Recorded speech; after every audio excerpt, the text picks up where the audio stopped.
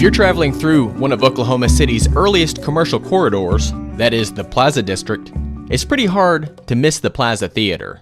The 1930s era theater boasts an old school marquee that harkens back to its opening in 1935 when the theater was backed by Paramount Pictures. My name is Barton Wells. I'm the production coordinator for Lyric Theater of Oklahoma. We're in the Plaza Theatre on 16th Street. We're actually up in the technical balcony where we run the lights and stage management and follow spots. Everything happens from up here. Lyric Theater is sort of, yes, the entire company. We are Lyric Theater of Oklahoma.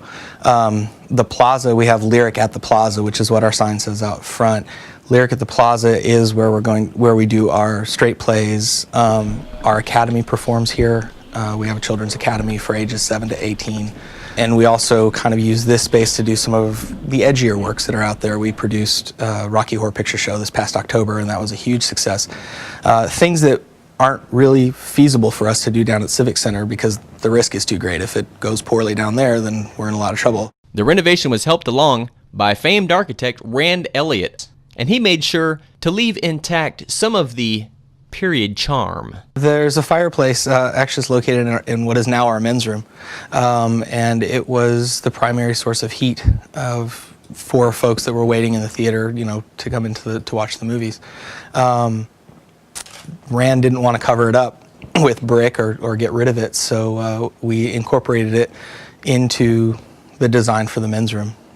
We chose to embrace the history of the building and leave it.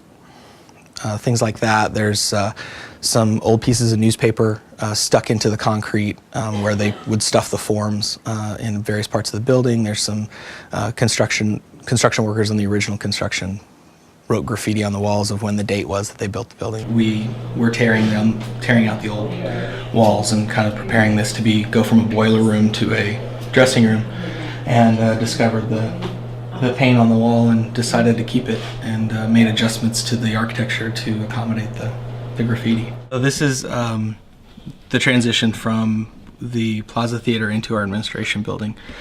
One of the things that they found throughout the construction process was little treasures that past construction workers had left for us, and these bottles were found inside the walls.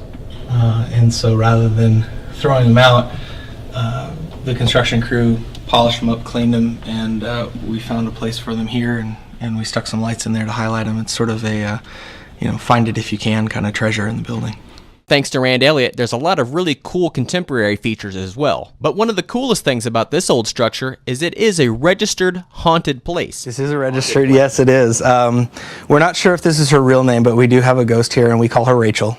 We don't really know her story. We've tried to do some research on her, but there's thoughts that she was an usher here. There's been thoughts that she was a showgirl that just wandered in here. We're not sure what her story is, but she is here.